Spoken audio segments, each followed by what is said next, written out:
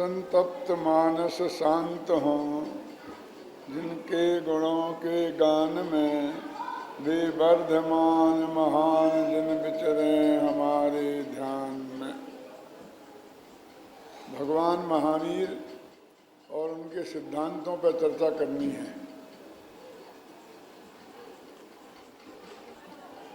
आज के इतिहास में बच्चों को ये पढ़ाया जाता है कि बुद्ध धर्म भगवान बुद्ध ने चलाया और जैन धर्म भगवान महावीर ने चलाया।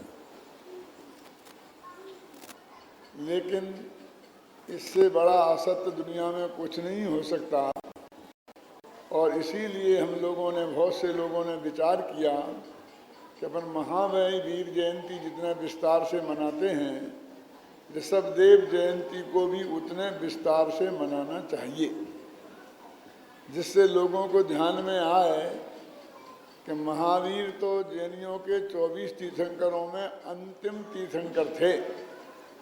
पहले तो ऋषभदेव थे। इस तरह हमारे विद्वानों ने इस दिशा में काम किया, और वो कहने लगे कि नहीं, भगवान महावीर के पहले पारसनाथ थे, उनके पहले नेमिनाथ थे, और ये 3 तीर्थंकर इतिहास वालों ने भी स्वीकार कर लिया है।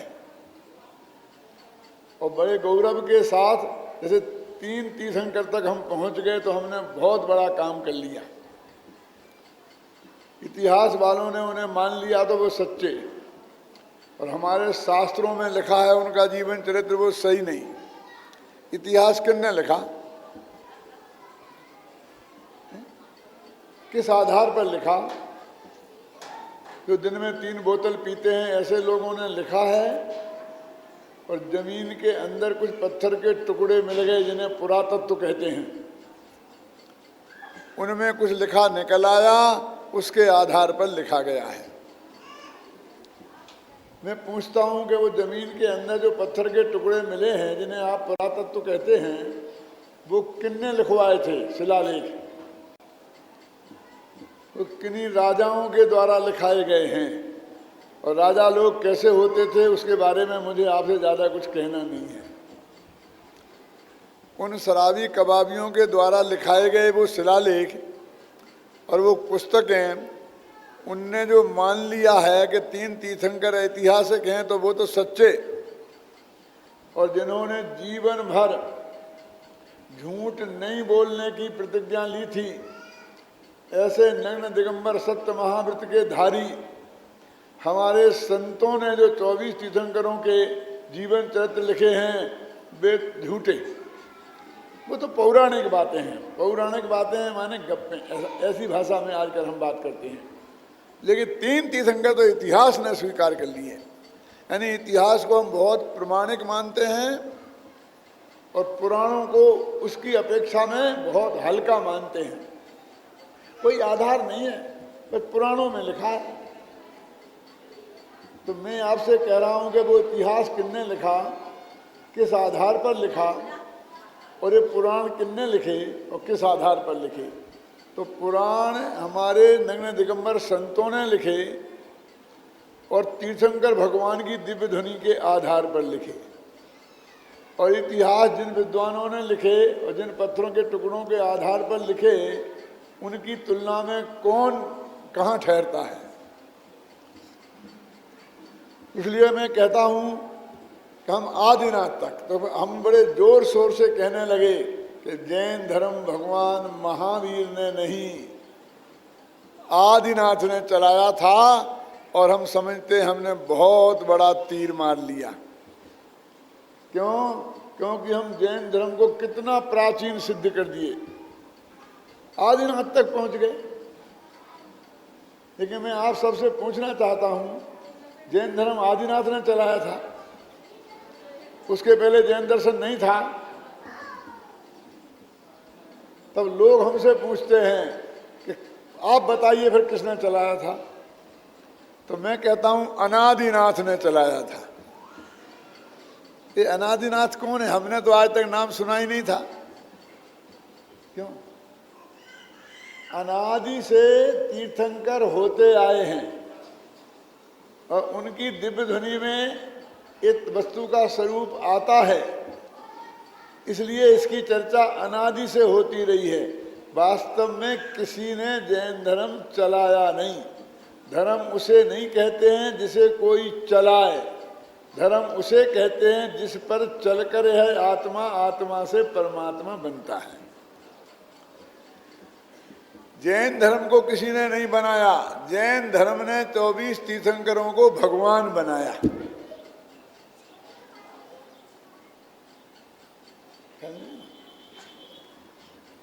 आज तो हमें भगवान महावीर के जीवन चरित्र के बारे में विचार करना है। भगवान महावीर की जीवन गाथा बहुत सीधी और सपाट है, उसमें विविधताओं को कोई स्थान नहीं है, उसमें कोई विशेष घटनाएं प्राप्त नहीं होती हैं। उनकी कहानी को हम 3 वाक्यों में पूरी कर सकते हैं। आरंभ के 30 वर्ष तक घर में रहे, पर रहे ना रहे बराबर। पता ही नहीं चला किसी को यहाँ कोई रहता है। बिल्कुल शांत बालक।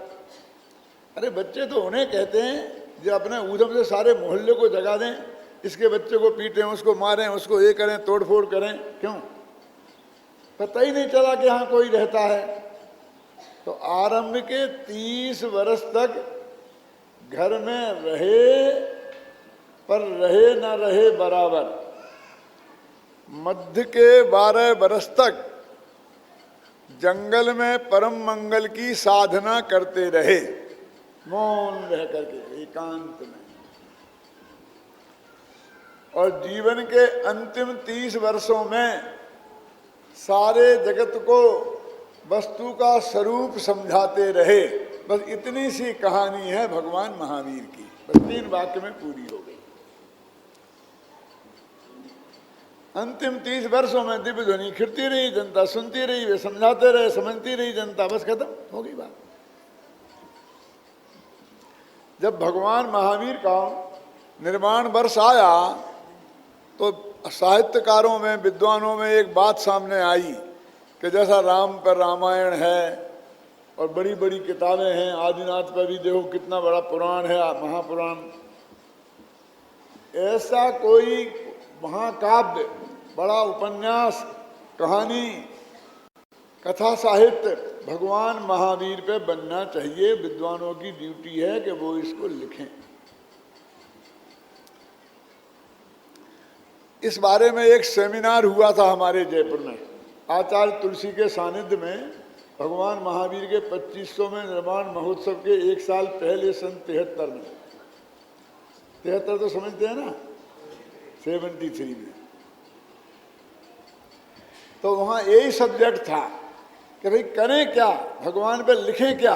ये 3 लाइन की कहानी, इनमें 700 पेज लिखें कैसे। राम की कहानी है, क्यों? तो उसमें इतनी विविधता है कि 700 पेज भी कम पड़ते हैं। अब महावीर की कहानी में 70 पेज निकलने में पसीना छूट जाता है। क्यों? कोई चीज है ही नहीं, लिखें क्या। एक समस्या थी कि भगवान महावीर का जीवन घटना प्रधान नहीं है, इसलिए यदि कुछ अच्छी किताब लिखने हैं तो उसके लिए हमें क्या करना चाहिए, इसके बारे में विचार विमर्श के लिए सेमिनार बुलाया गया था यूनिवर्सिटी की तरफ से, बहुत बड़ा। कम से कम 75 विद्वान उसमें उपस्थित हुए थे और सब अपने अपने निबंध लिख के लाए थे इसके बारे में। अधिकांश लोगों का ये कहना था कि भाई भगवान महावीर का जीवन में तो घटनाएं बहुत घटी होंगी, लेकिन किसी ने लिखी नहीं, आचार्यों ने, इसलिए हमें प्राप्त नहीं होती हैं। ऐसा कहीं होता है कि 70 वर्ष की उम्र में कोई घटना ही नहीं घटे? अब नहीं है तो नहीं है। अब कुछ घटनाएं हमको यहाँ वहाँ से बटोर कर और उनके ऊपर घटित करके बढ़िया रोचक कहानी बनाना चाहिए। और ऐसा प्रयास हुआ भी। एक व्यक्ति ने 2000 पेज की कहानी लिखी महावीर की। वैशाली का विद्रोही राजकुमार, पहला पार्ट उसका ये था। क्या क्या नाम था किताब का? वैशाली का विद्रोही राजकुमार। और उसमें उन्होंने किस तरह विद्रोह किया, समाज के विरुद्ध किस तरह झगड़ा किए। ये तो झगड़ा में तो अकेला देश ही दिखा सकते हैं, राग दिखाना चाहिए ना। अब अपने देख के थे कि शादी की नहीं थी तो श्वेतांबर ने शादी की थी तो उनके यहाँ से पकड़ी मामला, और नहीं तो यहाँ वहाँ से बहुत। एक चैप्टर उसमें इतना गंदा था, मैंने खुद पढ़ा था, और जिसकी वजह से फिर मैंने एक किताब लिखी। उसमें कोई नहीं मिला तो महावीर की जो मौसी थी ना, मौसी चंदना, तो चंदना और महावीर का संवाद लिखा। और वो संवाद ऐसा था जो आज के कॉलेज के लड़कियों में भी इतने गंदे संवाद नहीं होते होंगे, इतनी बातें गंदे। क्या ऐसी बातें लिखी थी, तू शादी क्यों नहीं करता, तू क्यों नहीं करती, क्यों क्यों नहीं करती, कोई अच्छा लड़का नहीं मिला, तू अच्छी लड़की मिले हैं, क्या मैं अच्छा लड़का नहीं हूँ।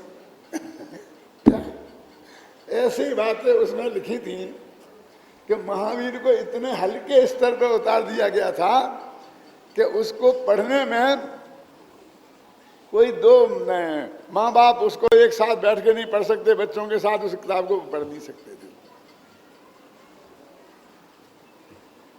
मैं ये कहना चाहता हूं, मैंने उस मीटिंग में कहा था, अपना शोध निबंध प्रस्तुत किया था जो आज किताब के रूप में छपा हुआ है। छोटी सी किताब है जिसका नाम है वीतरागी व्यक्तित्व भगवान महावीर।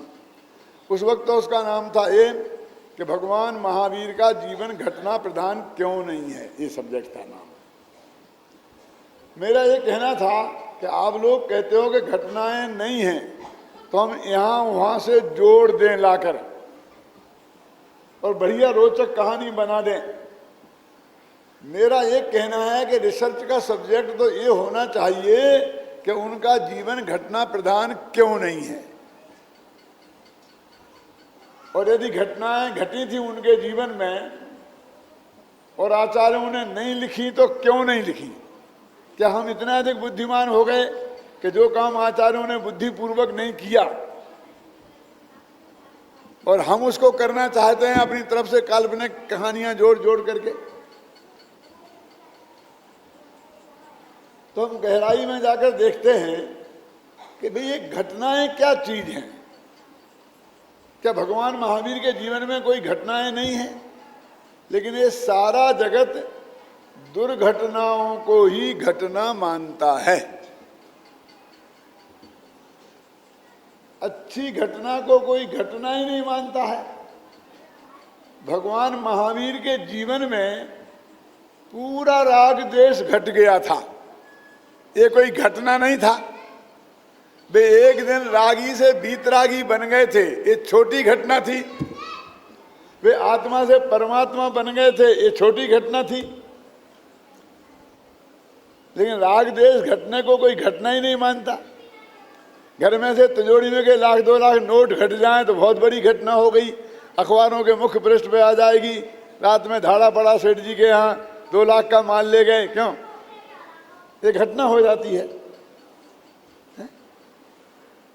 घर में कोई का स्वर्गवास हो गया, कोई दुर्घटना हो गई, नेता की कार टकरा गई, क्यों? तो ये घटनाएं हैं।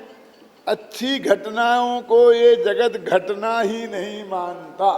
राग द्वेष घटने को घटना नहीं मानता। मैं पूछता हूं कि सबसे बढ़िया घटनाएं तो पंच कल्याणक हैं, तो महावीर के हुए ही थे ना। लेकिन इस जगत को तो कहीं किसी लड़कियों से छेड़खानी की हो, किसी से मारपीट की हो, कोई झगड़ा मगड़ा किया हो, क्यों, तो उसे घटना लगता है। ये अच्छी घटनाओं को घटना मानने को तैयार ही नहीं है। मैं ये कहना चाहता हूं कि महावीर एकदम शांत। घटनाएं दुर्घटनाएं कहाँ घटती हैं? घर में कि जंगल में? क्यों? घर में भी घटती हैं और जंगल में भी घटती हैं। राजकुमारों की दुर्घटनाएं घर में भी घटती हैं, दासियों से छेड़खानी कर देते हैं। कब घटती हैं? जब अंदर में कोई विकार भाव हो, तो पाप भाव मन में हो तो राजमहल में घटनाएं घटती हैं, दुर्घटनाएं। और यदि पाप का उदय हो तो जंगल में दुर्घटनाएं घटती हैं, क्योंकि जंगल तो घटनाओं का ही का काल है। वहां तो कोई व्यवस्था नहीं, घर में तो सब बढ़िया से बढ़िया व्यवस्था है, सब सुरक्षा का इंतजाम है, दुर्घटना घटेगी कैसे? लेकिन पाप भाव हो, रावण के क्या कमी थी, लेकिन दुर्घटना घट गई ना। तो राजमहल में दुर्घटनाएं पाप भाव के कारण घटती हैं, और वन जंगल में दुर्घटनाएं पाप के उदय से घटती हैं।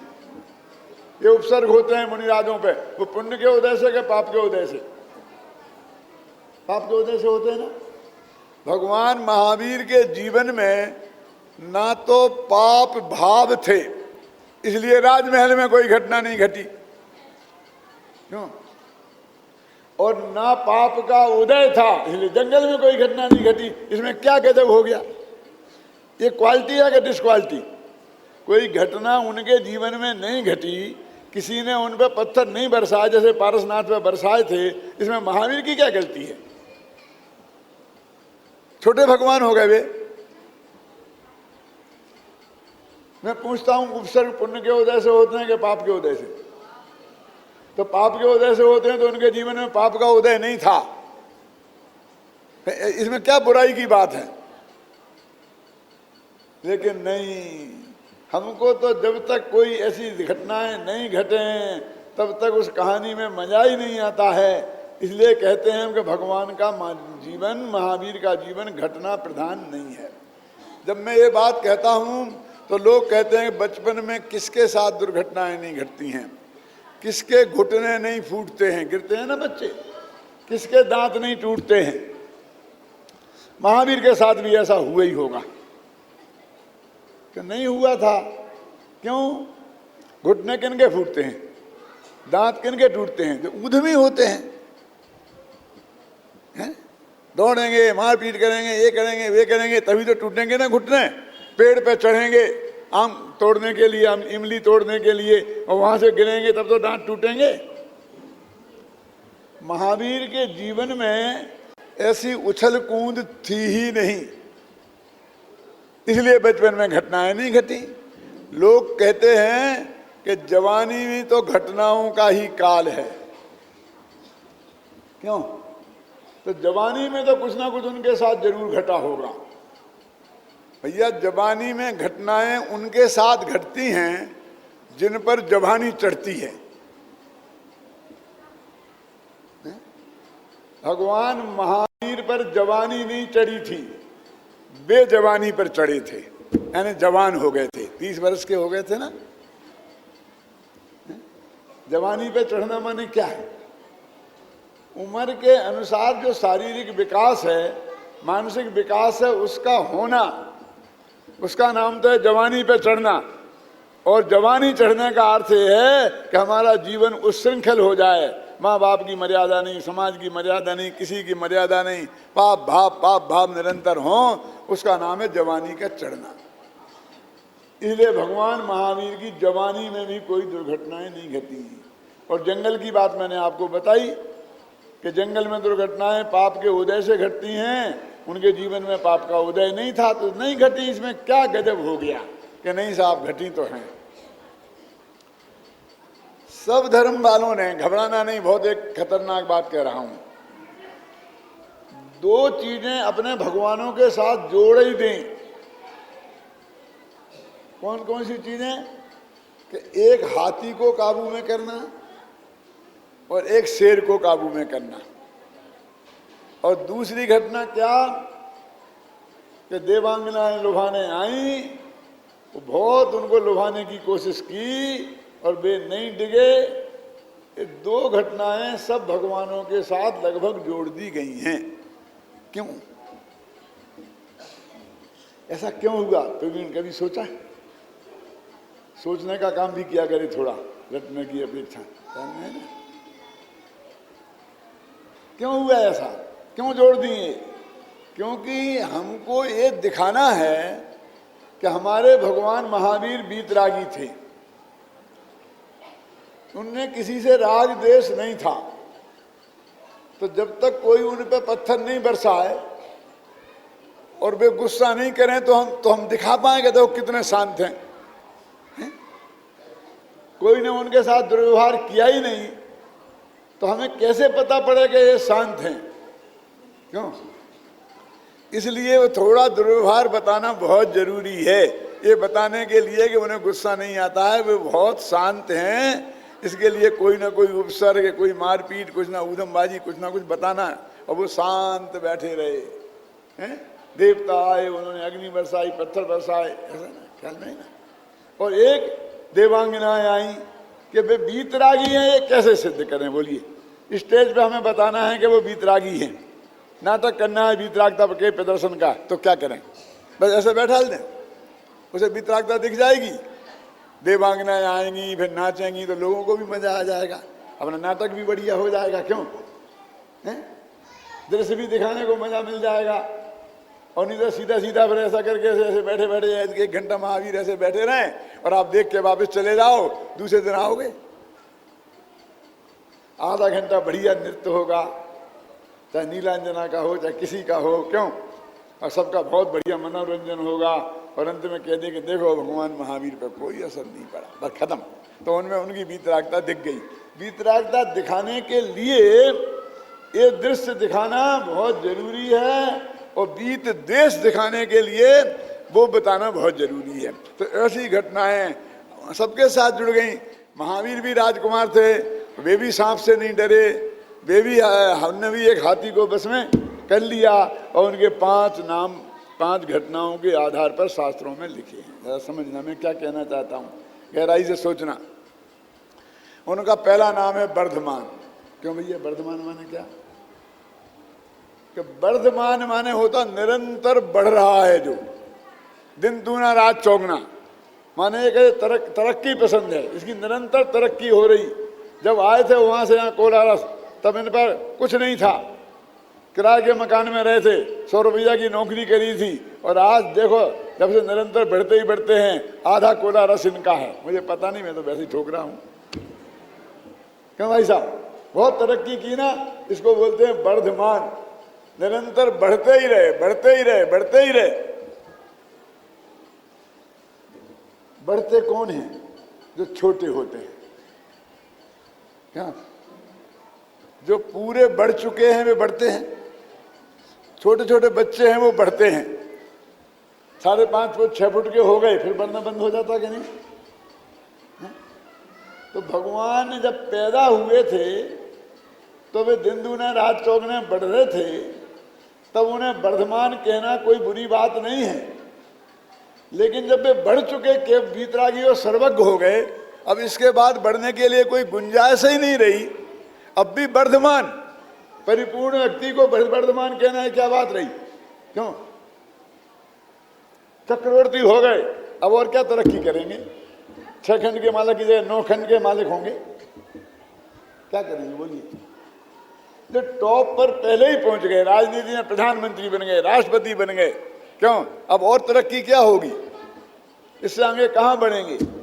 तो वर्धमान शब्द तो कमी का द्योतक है। बढ़ रहे हैं, कल से आज बढ़ गए, माने कल नहीं थे। क्यों? तो भगवान महावीर को जो केवल ज्ञानी हैं, पूर्ण वीतरागी हैं, आज मुक्त दशा में विद्यमान हैं, उनको वर्धमान कहना ये उनकी महिमा को बढ़ाता है या घटाता है? एक सन्मति, उनका नाम एक सन्मति है ना। क्यों भैया? क्यों? कि जब वे बच्चे थे तो 2 मुनिराजों के चित्त में शंका हुई, और दूर से ही उन्हें देखा और उनकी शंका का समाधान हो गया। उस दिन उनका नाम पड़ गया सन्मति। क्यों? ठीक है। जिस व्यक्ति ने समोशरण में बैठकर 60,000 प्रश्नों के उत्तर दिए हों, क्यों?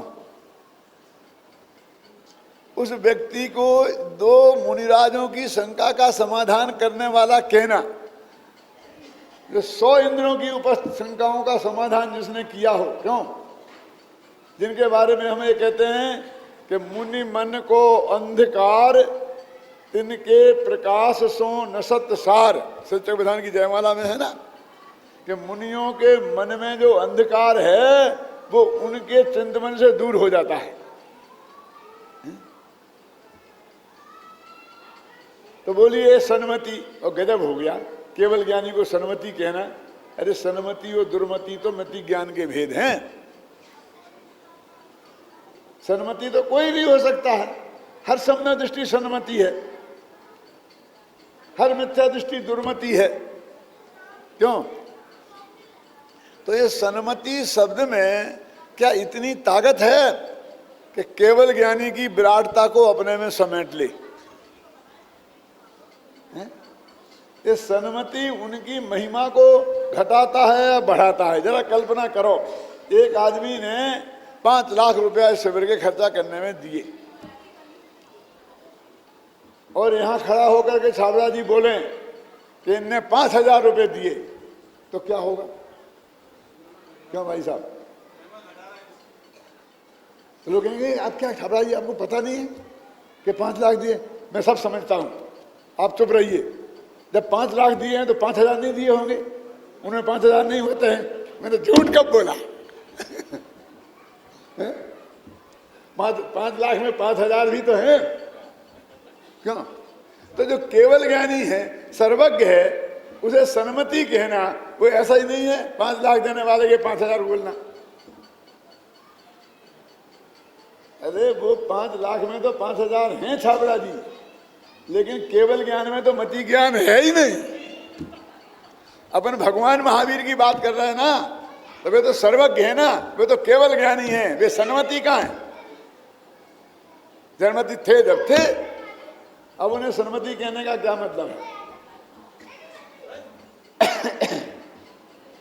जरा सोचो।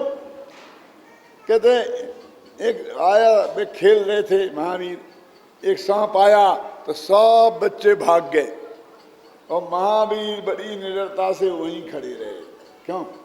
और सांप भी निर्मद होके शांत होके चला गया, इसलिए वे महावीर हो गए। क्यों भैया? इसमें कौन सी महावीरता हो गई? यदि सांप को काबू में करने का नाम वीरता है, महावीरता है, अतिवीरता है, तो ये वीर, अतिवीर और महावीर की उपाधि सपेरों को देना चाहिए, क्योंकि वे तो सांपों को हमेशा काबू में रखते हैं। इन्हें तो एक दिन की घटना है। क्यों? उसमें कौन सी बड़ी बात है कि हाथी ने बहुत बड़ा उपद्रव किया था और यदि महावीर ना आ जाते और हाथी को बस में ना करते तो न मालूम उस दिन क्या हो जाता, कितने लोगों की जान चली जाती, क्या हो जाता। क्यों? तो एक हाथी को काबू में किया, इसलिए वे महावीर बने। तो महावतों को ये देना चाहिए उपाधि महावीर की, क्योंकि वो तो हमेशा हाथियों को काबू में रखते हैं। इसमें भगवान की क्या जरूरत है?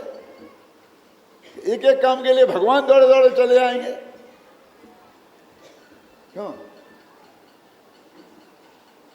इसलिए वो महावीर हैं।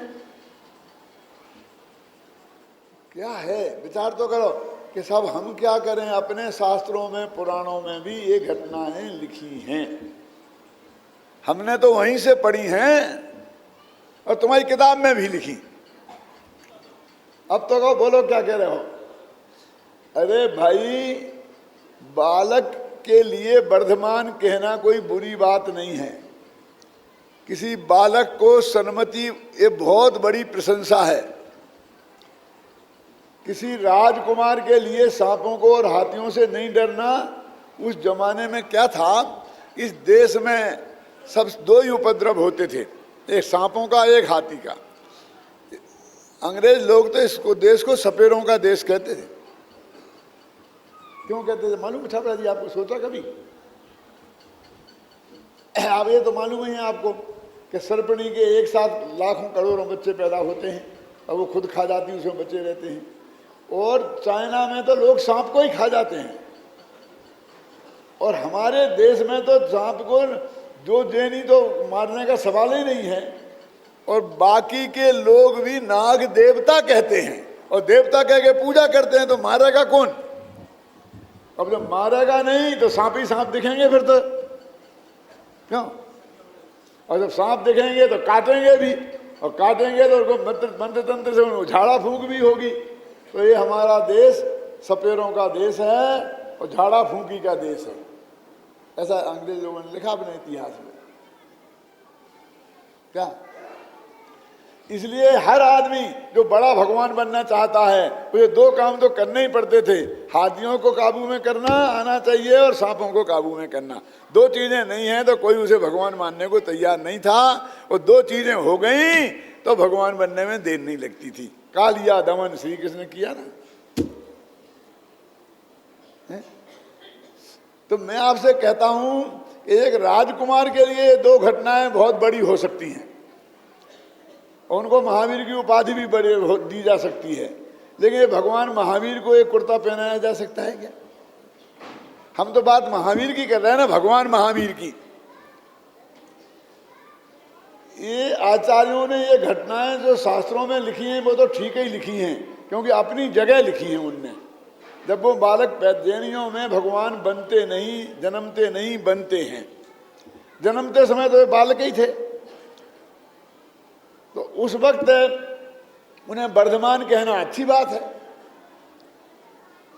उस समय कोई मुनियों की शंका का समाधान हो जाए तो सन्मति कहना भी अच्छी बात है। इन उपद्रवों का हो जाना और उसको राजकुमार को वीरता दिखाना ये भी बड़ी बात है। लेकिन ये तब बात, ये बातें ऐसी हैं कि किसी बड़े आदमी के यहाँ बच्चे नहीं होते थे।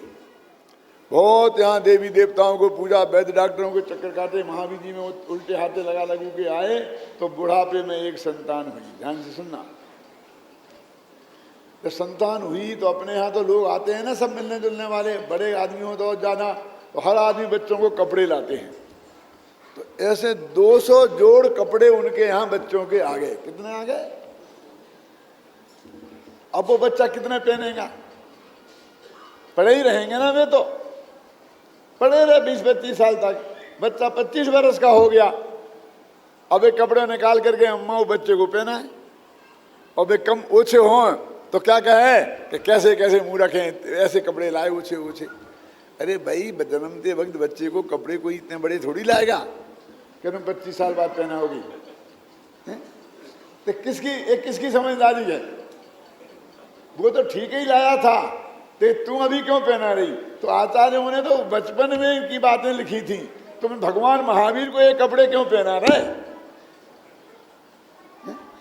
वो लिखा था वो गलत नहीं है, लेकिन हम भगवान महावीर के माथे पर कहेंगे इसलिए वो महावीर हैं, इसलिए वो महावीर हैं। अरे भाई, उनने राग देश को जीता था इसलिए वो महावीर हैं। महावीर अष्टक स्तोत्र में लिखा ना, क्या लिखा?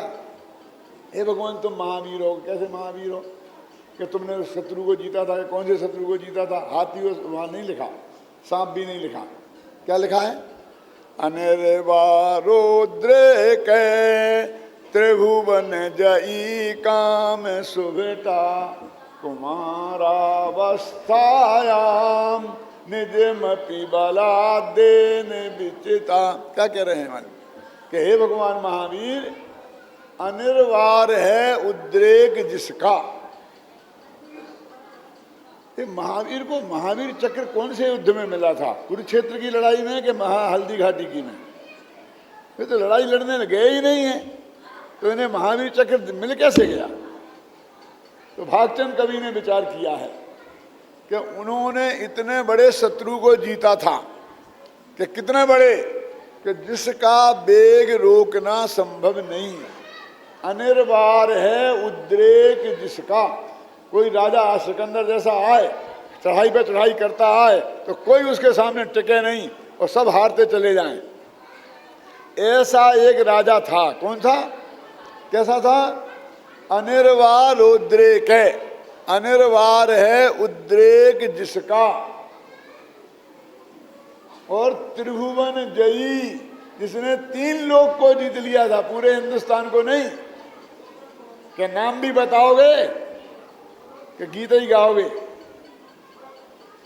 अनिर्वार है उद्रेक जिसका, और जिसने 3 लोक को जीत लिया है, ऐसा क्या नाम है उस राजा का? काम सुभटा, एक काम विकार रूपी सुभट। 3 लोक के लोग परेशान हैं इसके मारे, समझे ना। और इसके वेग को रोकना संभव नहीं है, इसलिए बड़े बड़े अनर्थ हो जाते हैं इस जगत में। ऐसे काम रूपी सुभट को हे भगवान महावीर आपने जीता था, इसलिए महावीर हो। भागचंद तो ये कह रहे, हाथियों की कहाँ बात है, यहाँ शेर की बात कहाँ है? बोलो कि भैया क्या है, आजकल सेना लड़ती है, राजा का नाम होता है। सेना लड़ी थी, इंदिरा गांधी ने जीत लिया सारे पाकिस्तान को, क्यों कहते थे कि नहीं कहते थे? तो ऐसे ही महावीर की सेना गई होगी और उन्हें मार दिया होगा कामरूपी सुभट को, और महावीर का नाम हो गया कि नहीं, जब उनकी सेना मैंने नहीं, निज मपी बला देन, उनने अपनी ताकत से जीता था। तो उसमें क्या है, वो सो रहा हो, एक कटाल ले जाकर बीच में पीठ में छोंप दो, मर जाएगा, खत्म हो गया काम। क्या नहीं, जब उनने कामरूपी सुभट को जीता तो उनके हाथ में कोई हथियार नहीं था। हथियार जानते हैं किसे कहते हैं? बोलो भाई, बंदूक, पिस्तौल, क्यों, और अणुबम। अरे तुम उधर को क्यों जाते, इधर को आओ ना। देखो डंडा, डंडा भी हथियार है कि नहीं है? और हम किसी को मुटका ऐसा मारते हैं तो ये मुट्ठी भी हथियार है कि नहीं है? और हमसे कहते देखो वरना मेरे से बुरा कोई नहीं होगा, ये उंगली दिखाते हैं ना, ये भी हथियार है कि नहीं है? धमकाते हैं ना इससे। और उंगली भी नहीं दिखाई, आंख चढ़ा दी, ये भी हथियार है कि नहीं है? बोलो। तो भगवान महावीर ने जब कामरूपी सुभट को जीता था, कोई बंदूक पिस्तौल तो थी नहीं, तलवार तो थी नहीं, मुट्ठी भी बंद नहीं थी,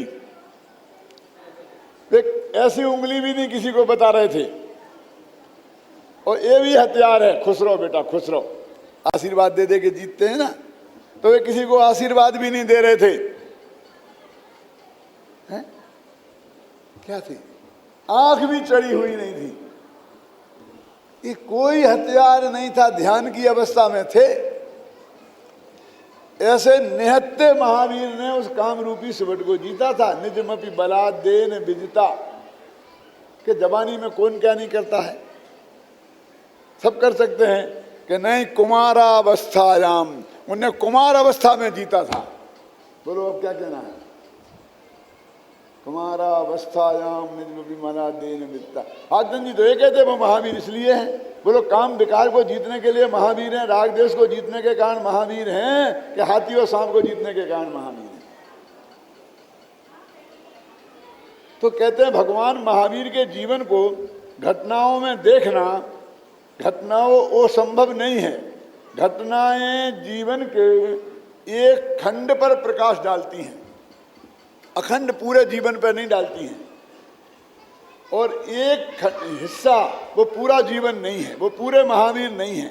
एक घटना घटी कि उन्होंने हाथी को बस में कर लिया, वो छोटा सा हिस्सा है उसके जीवन का, उसे पूरे महावीर को नहीं नापा जा सकता है। महावीर के अखंड व्यक्तित्व को हमको अखंडता से देखना पड़ेगा। देखो एक दर्पण है ना, अखंड हो तो उसमें आप बहुत बढ़िया दिखते हो, उसमें एक पत्थर मारो, उसके 1000 टुकड़े हो जाएं तो क्या होगा आपके चेहरे का हालत? क्यों? टूट टूट के टुकड़े अलग गिर जाएंगे, वो एक चेहरे के 1000 चेहरे हो जाएंगे, हर टुकड़े में आपका चेहरा अलग दिखेगा।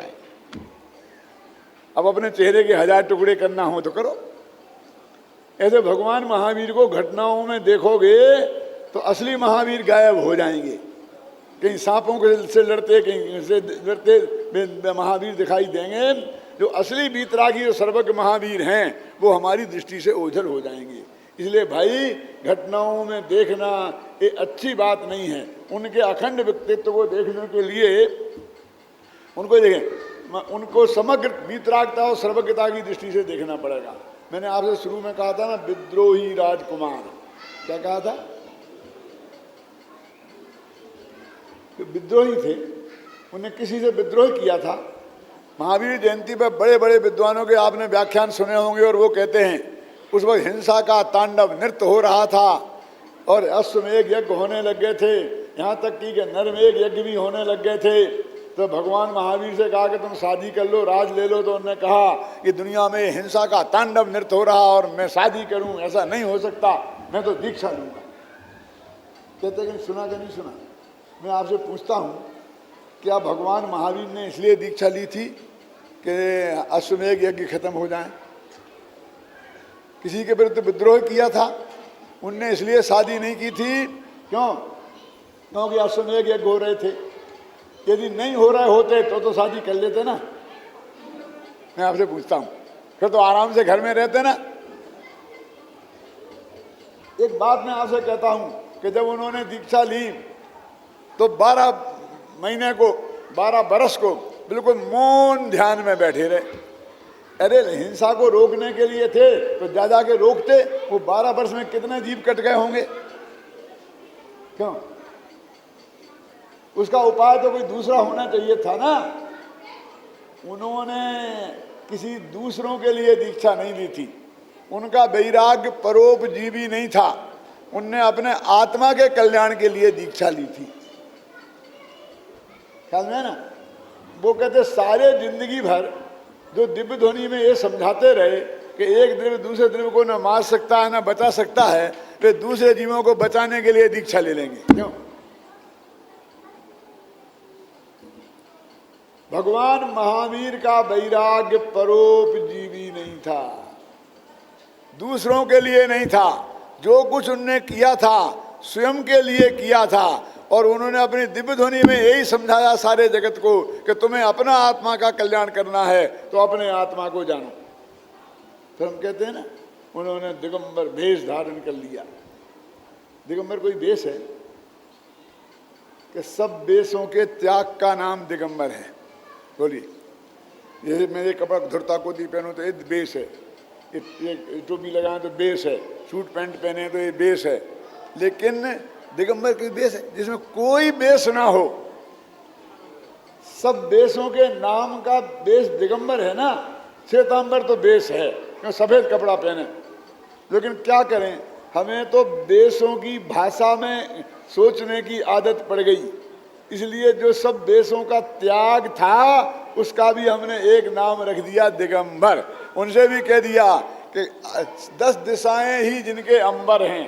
बेचारों ने कपड़े त्यागे और हमने बड़े बड़े कपड़े पहना दिए। दिगंबर में भी अंबर है ना।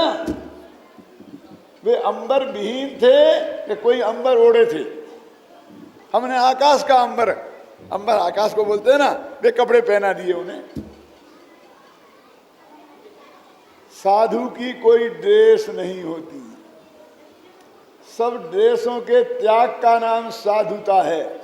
और सारे वेश धारण करने पड़ते हैं, और दिगंबरों में सब छोड़ना पड़ता है, उनमें ओढ़ना पड़ता है और इसमें छोड़ना पड़ता है। ओढ़ना कुछ भी नहीं पड़ता है। देखो, कोई भी अंबर रखोगे तो उसमें गांठ बांधना पड़ेगी। और निर्ग्रंथ महावीर कैसे थे कि जिनके जीवन में गांठ नहीं थी। यदि धोती पहनते तो गांठ बांधना पड़ती ना, पेटीकोट भी पहनते तो गांठे, नारे में गांठ माठ लगानी पड़ती क्या नहीं है? कुछ न कुछ लगाना पड़ता है कि नहीं लगाना पड़ता है? जिसमें ग्रंथ माने गांठ हो लगानी पड़े, वो कोई धर्म का वेश नहीं है। जिसमें कोई ग्रंथ ही नहीं है, कोई गांठ नहीं है, कोई ग्रंथ माने परिग्रह नहीं है। और ग्रंथ माने ऐसे भी बोलते, समय सार भी तो एक ग्रंथ है ना। परिग्रह को भी ग्रंथ बोलते हैं, गांठ को भी ग्रंथ बोलते हैं। तो इसलिए कहते हैं भाई कि भगवान महावीर ने कुछ ओढ़ा नहीं था, कुछ पहना नहीं था, कोई वेश धारण नहीं किया था, बल्कि सब वेशों का त्याग किया था और जब ये बात समझाते हैं अध्यात्म में तो ये कहते हैं कि उन्होंने कपड़े भी छोड़े कहाँ थे, छूट गए थे। और श्वेतांबरों ने इसका फायदा उठाया इस अध्यात्म का, तो वो कहने लगे कि एक दुपट्टा, क्या नाम था, देवदूष नाम था, उसको ऐसा डाले थे महावीर, और नंगे तो थे लेकिन ऐसा डाले थे कंधे पे। एक झाड़ी में उलझ गया और वो भी चला गया, फिर उन्होंने दोबारा नहीं लिया, छूट गया ना। माने उन्होंने छोड़ा नहीं था, यानी कपड़ा साधु बनने के लिए कपड़ा छोड़ने की जरूरत नहीं है, उन्होंने ये अर्थ निकाला। दिगंबर ये कहते हैं कि उन्होंने कोई चीज रखने के लिए उसकी चिंता करनी पड़ती है ना, ओढ़ना पड़ता, पहनना पड़ता है। देखो यदि हमने एक कपड़ा रखा तो एक नहीं दो तो साथ में लगे ही हैं, क्यों, उसे धोएंगे तो वो दूसरा पहनेंगे ना। मार्काएं भी हैं ना, तो वो एक साड़ी पहनती हैं तो उसे धोती हैं, दूसरी रखना पड़ती कि नहीं, और दूसरी कहाँ रखें, उसे रखने की जगह चाहिए, फिर धुलने की व्यवस्था चाहिए, फिर न मालूम कितने काम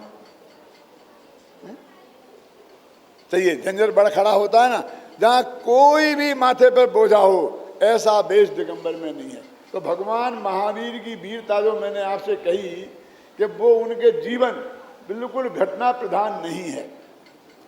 मैंने अपनी उस किताब में एक वाक्य लिखा था, इन दुर्घटनाओं में सबसे बड़ी दुर्घटना यदि कोई है तो उसका नाम है शादी, घबराना नहीं।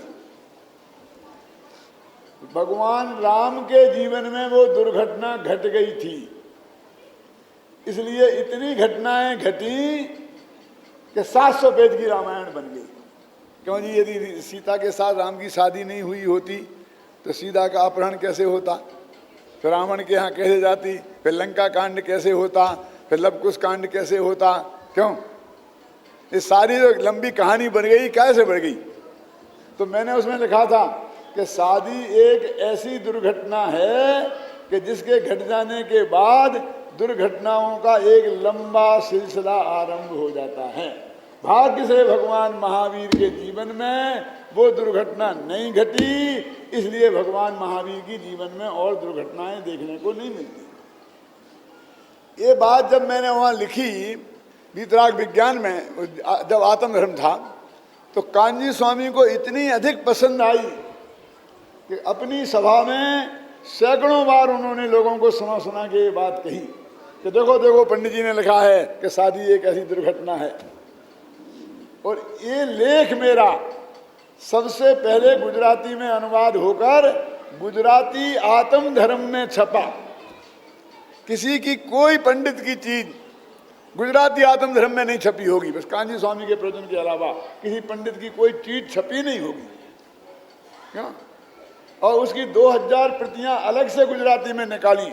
और हमारा ऐसा ही प्रशिक्षण शिविर वहाँ था सोलापुर में, तो वो खेमचंद भाई लेके आए और वहाँ बांटी गई वो। और फिर पूरा गुजराती और हिंदी में वो लेख छपा मेरा कि ऐसा जो भगवान महावीर के हम व्यक्तित्व को देखें तो हम बस बाहर की चीज़ों में ही हर चीज़ को देखना चाहते हैं। तो मेरा कहना ये है, भगवान महावीर का जो वीतरागी व्यक्तित्व है उसे राग की क्रियाओं में नहीं देखा जा सकता, उसे लौकिक घटनाओं से नहीं नापा जा सकता। उसे वीतरागता की कसौटी पर कसना होगा। उनकी दिव्य ध्वनि में जो तत्व ज्ञान आया, उस तत्व ज्ञान के आधार पर उनके व्यक्तित्व को देखना पड़ेगा। यदि आपको दुर्घटनाएं ही देखनी हैं और महावीर के जीवन में ही देखनी है तो पूरा भव में देख लो ना, महावीर से महावीर तक की कहानी पढ़ो, फिर कितनी दुर्घटनाएं हैं। दिक्कत ये थी कि वो सब विद्वानों का कहना ये था कि पूरब भव की बातें तो गप्पें जैसी लगती हैं, इसलिए पूरब भव की बातें तो लिखो मत, अकेला वर्तमान भाव की बात लिखो और उसमें दुर्घटनाएं बताओ। लेकिन मैं आपसे एक बहुत मरम की बात कहता हूं कि पूरब भव की बातें कोरी गप्पें नहीं हैं। गप्पें हैं कि नहीं हैं इस पर मैं बहस नहीं करना चाहता, लेकिन वो कितनी उपयोगी हैं उसकी कल्पना आपको नहीं है। जब पूरब भव की कहानियां बताई जाती हैं तो उसमें कहते हैं कि तुम पहले हाथी थे, घोड़े थे, पारसनाथ हाथी थे, महावीर शेर थे, कोई गधा भी होगा कि नहीं होगा? इस सारे जीव जंतु की पर्यायों में हमारे तीर्थंकर भी रहे हैं, और जो भविष्य के तीर्थंकर हैं वे आज भी होंगे कि नहीं होंगे? तो हमारा व्यवहार उन लोग जीवों से कैसा होना चाहिए? हिंदू धर्म में ये बात कहते हैं कि भाई देखो, भगवान कभी छिप छिप कर अपने भक्तों को देखता फिरता है और भिखारी के वेश में आ जाता है, इसलिए किसी भिखारी से खराब व्यवहार में नहीं करना। न मालूम धोखे में भगवान आ गया हो तुम्हारी परीक्षा लेने, तो उनका भगवान तो कभी कभी आता है। महावीर तो कहते हैं प्रत्येक आत्मा भगवान है। हर कीड़ा मकोड़ा जीव जंतु, हम पूरब भव में कई पर्यायों में रह के आए हैं, भविष्य में न मालूम कितनी पर्याय धारण करनी पड़ेंगी, इसलिए हमें उन जीवों से व्यवहार बहुत अच्छा रखना चाहिए। तो हमारे सद्व्यवहार की पोषक है ना ये कहानियां। इनसे नुकसान क्या हुआ? क्या आखिरकार हम किससे राग करें? ये मेरा बेटा, ये मेरी पत्नी, तो कौन बेटा और कौन पत्नी नहीं? पूरा भव के बेटे और पत्नियों को देखो तो लाखों मिल निकलेंगी। क्यों? और ये आज का बेटा कल का शत्रु हो जाएगा क्या पता, और रहा होगा तो क्या पता। तो ये पूरा भव परभव की कहानियां भी हमारे चित्त को परिमार्जित करके राग देश को कम करती हैं। इसलिए भगवान महावीर के जीवन में यदि हमें घटनाएं देखनी है तो पूरब भव में देख लें। वर्तमान जीवन में उनकी कोई दुर्घटनाएं उनके नहीं घटी, क्योंकि उनके जीवन में ना पाप भाव था। उनने शादी क्यों नहीं की? क्योंकि उनको शादी करने का भाव ही नहीं था, दूसरों के कारण नहीं की। एक बात, खतरनाक बात कह देता हूं, मैं एक पूछूं, उनकी शादी हुई नहीं थी कि उनने की नहीं थी? ये प्रश्न तुम किसी ब्रह्मचारी से मत पूछ देना, नहीं तो लेने के देने पड़ जाएंगे। एक दिन मैंने कह दिया था कि इनकी शादी नहीं हुई, तो फिर देखो क्या करें, शादी नहीं हुई। 100 प्रस्ताव आए थे मेरे पिताजी के पास, मेरे पास, वो तो मैंने मना कर दिया। ऐसा बोलो, मैंने शादी नहीं की। मैंने कहा भैया इन दोनों में फर्क क्या है, मेरी समझ में नहीं आता। हुई नहीं थी कि की नहीं, बात तो एक ही है ना, कि नहीं? एक कैसे है? तो मैं पूछता हूं, भगवान महावीर की शादी हुई नहीं थी कि उनने की नहीं थी? मैं कहता हूं कि हुई नहीं थी। बोलो क्या कह रहे? हाँ, हिंदुस्तान में ऐसी एक लड़की भी पैदा नहीं हुई थी कि जिसके भाग्य में महावीर जैसा पति लिखा हो। होती कैसे? चाहिए ना? क्या? अरे इतना महान आदमी पति बने, इसके लिए उतना ऐसा पुण्य चाहिए उसके पल्ले में कि नहीं मुफ्त में मिल जाएगा क्या? इसलिए मैं कहता हूं कि इसकी शादी भगवान महावीर से होती, ऐसी लड़की कोई पैदा ही नहीं हुई थी। आपके लिए भी ऐसा कहूं तो क्या दिक्कत है? मैंने कहा ब्रह्मचारी जी, आप जैसा महान पति किसी को मिले, ऐसी लड़की कोई दुनिया में पैदा ही नहीं हुई। लेकिन उनके चित्त में तो पत्नी से ही महिमा लगी है, क्योंकि पत्नी नहीं मिली तो बहुत मैं छोटा आदमी हो गया, और मिलने पर भी मैंने नहीं ली। लेकिन कैसे बड़ा हो गया मेरी समझ में नहीं आता। क्यों? बड़ा तो ब्रह्मचर्य से होगा ना, बड़ा तो शादी नहीं करने के भाव से होगा। क्यों? अच्छा, मैंने शादी का त्याग किया। काय का त्याग किया? शादी का। तो शादी हो गई, कहाँ भाई? तो काय का त्याग किया? कोई चीज हुए तो त्याग किया जाता है कि मैं करूंगा नहीं, तो ये तो कल्पना लोग की बातें हैं। होगी तब नहीं करोगे ना, होगी ही नहीं तो करोगे कैसे? क्यों? तो इसलिए मैं कहता हूं कि भगवान महावीर क्या महिमा किसी दूसरों से नहीं है। उनका व्यक्तित्व, उनकी वीतरागता और विज्ञानता में स्वयं है। हमें उस रूप में देखना चाहिए। हम सब भगवान महावीर के वीतरागी व्यक्तित्व को पहचानें और अनंत सुखी हों। इस मंगल भावना के साथ अभी की बात में समाप्त करता हूँ।